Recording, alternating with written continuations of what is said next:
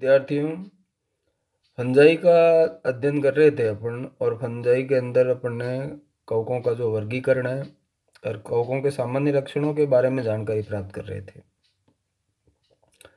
अब कवक एक विशेष प्रकार का पादप वर्ग है। कवकों के अंदर जो गुण पाए जाते हैं वो बाकी अन्य पादपों में बहुत कम देखने को मिलते हैं।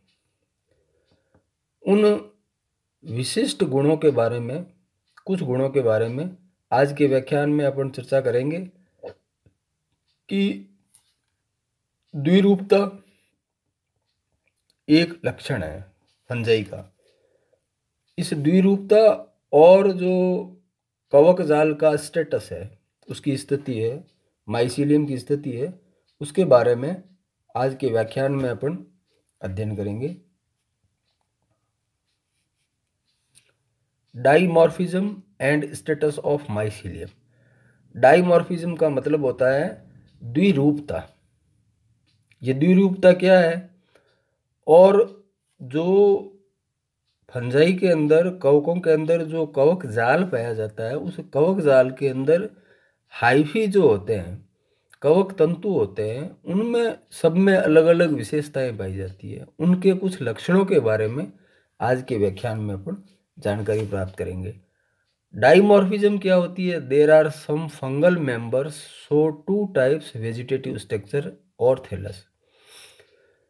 कुछ जो कवकों की जातियां हैं, उन जातियों के अंदर क्या देखने में मिलता है कि ये कवक प्रजातियां प्लांट्स और एनिमल्स में संक्रमण करती है। उनमें ये प्रमुख लक्षण दृष्टिगोचर होता है। जैसे कुछ कवक प्रजातियां प्राणियों में संक्रमण करके रोग उत्पन्न करती है। ये अपने प्रपोषी के शरीर में एक कोशिकीय यीस्ट जैसे रूप में पाई जाती है, परंतु जब इनको कृत्रिम कल्चर मीडियम में संवर्धित किया जाता है तो ये सुस्पष्ट कवक जाल यानी माइसीलियम बना देती है। यानी कुछ कवक सदस्य ऐसे होते हैं जो किसी प्लांट को या एनिमल को संक्रमित करते हैं। तो संक्रमित करते हैं उस वक्त उनकी संरचना एक कोशिकीय होती है, यीस्ट की तरह होते हैं। मगर जब उनको कृत्रिम माध्यम के अंदर संवर्धित किया जाता है तो वो माइसीलियम बना देते हैं। और इसी प्रकार से बेसिडियोमाइसिटीज के सदस्य अस्टिलेगो है। वो अस्टिलेगो क्या करता है कि पौध जो प्लांट्स के अंदर क्या है, स्मट का रोग उत्पन्न करता है। तथा एक दूसरा है taphrina. Ustilago causes smut disease in plant and taphrina present in host plant in form of the mycelium. जो टेफ्राइना होता है वो जो होस्ट प्लांट होता है जिसके अंदर ये संक्रमण करता है टेफ्राइना, उसके अंदर ये माइसीलियम के रूप में पाया जाता है। When these fungi grow into artificial culture medium they show unicellular thallus like plant body. जब टेफ्राइना और अस्टिलेगो को कृत्रिम जो संवर्धन माध्यम है उसके अंदर कल्चर किया जाता है तो ये क्या करते हैं कि unicellular thallus like plant body बना लेते हैं, माइसीलियम नहीं बनाते। तो इस प्रकार के दो तरह का जो कायिक संरचना, जो वेजिटेटिव स्ट्रक्चर मिलती है किसी एक फंजाई के अंदर, दो तरह की कायिक संरचना देखने को मिलती है, दो तरह के थैलस देखने को मिलते हैं, दो तरह के सुकाय देखने को मिलते हैं। उनके इस लक्षण का नाम है द्विरूपता, dimorphism. This character is known as dimorphism. Mucor rouxii and candida albidens show dimorphism. ये म्यूकर है, म्यूकर की जो स्पीसीज है वो है rouxii, ROUXIE, and candida albidens, albicans. ये दोनों द्विरूपता प्रदर्शित करते हैं। अब कुछ जो माइसीलियम के अंदर हाइफी होते हैं उन हाइफी के अंदर अलग अलग केंद्रकों की व्यवस्था होती है। उसके आधार पर उनके लिए अलग अलग शब्द काम में लिए जाते हैं। जैसे पहला है मोनोकैरियोटिक। मोनोकैरियोटिक का मतलब होता है एक केंद्र की। एक केंद्री का मतलब यहाँ कवक सूत्र की प्रत्येक कोशिका में एक अगुणित केंद्रक पाया जाता है तथा सभी कोशिकाओं का जीनोटाइप एक समान होता है। Fungal hyphae cell having single haploid nucleus. जो कवक है उसके माइसीलियम के अंदर जो हाइफी होते हैं, कवक तंतु होते हैं, उनकी प्रत्येक कोशिका के अंदर एक हैप्लॉइड अगुणित केंद्रक पाया जाता है। All cells are similar. सारी की सारी कोशिकाएं होती है वो एक समान होती है।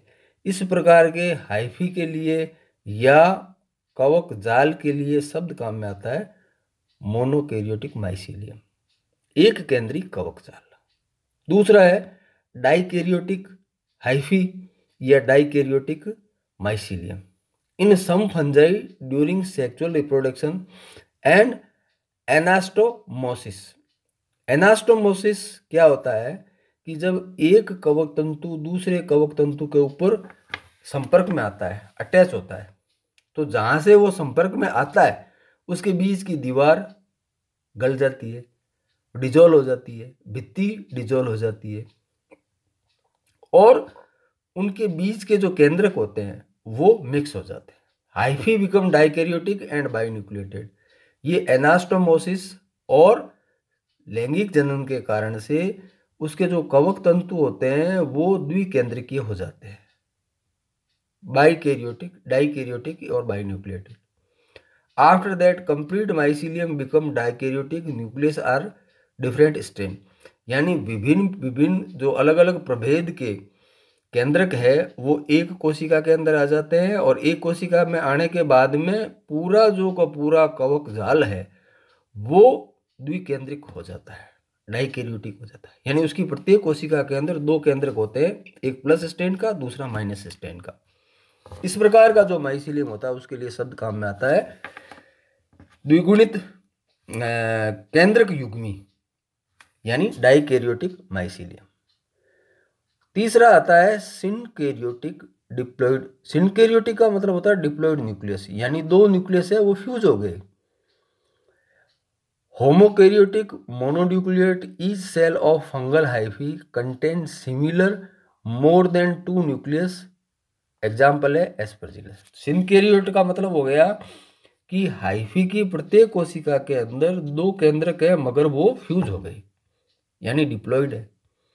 प्रत्येक कोशिका के अंदर जो केंद्रक है वो अगुणित न होकर द्विगुणित है, तो उसके लिए शब्द काम में आता है द्विगुणित कवकजाल या युग्म केंद्रकीय कवकजाल। युग्म केंद्रकीय कवकजाल क्या होता है? इस संरचना में कवक सूत्र की कोशिकाएं द्विगुणित केंद्रक युक्त होती है तथा ये जीवन चक्र की वास्तविक डिप्लॉइड फेज है। होमोकैरियोटिक का मतलब हो गया समकेंद्रकीय बहुकेंद्रीय कवकजाल, यानी होमोकैरियोटिक एक ही तरह के केंद्रक, मल्टीन्यूक्लिएट बहुत सारे।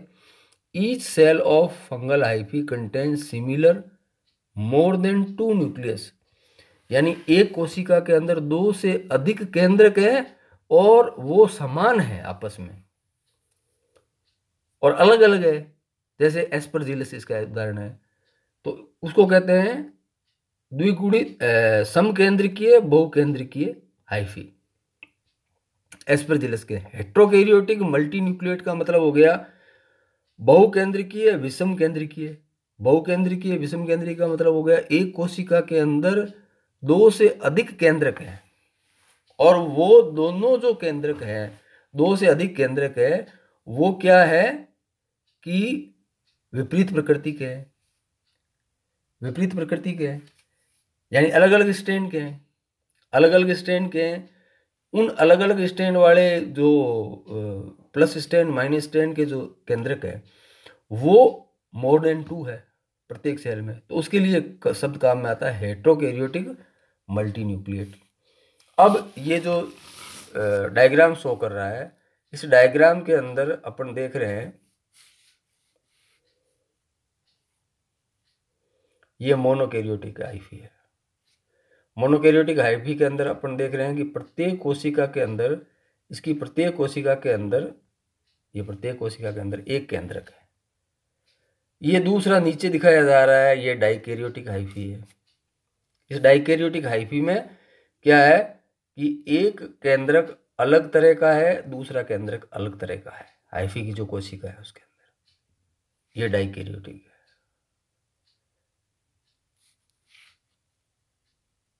अब ये जो तीसरा है वो सिनकैरियोटिक है, यानी ये प्रत्येक कोशिका के अंदर एक न्यूक्लियस है और मगर वो डिप्लॉइड है, द्विगुणित है, वो सिनकैरियोटिक हाइफी है।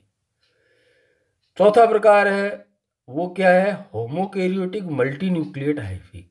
ये होमोकैरियोटिक यानी ये एक ऊपर वाला है जिसके अंदर सेप्टेट नहीं है। केंद्रक है खूब सारे, 1 2 3 4 5 6 7, ये हाइफी के अंदर केंद्रक है, एक समान है।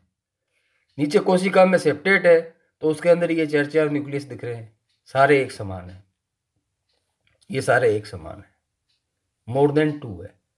तो ये है होमोकैरियोटिक मल्टी न्यूक्लिएट हाइफा।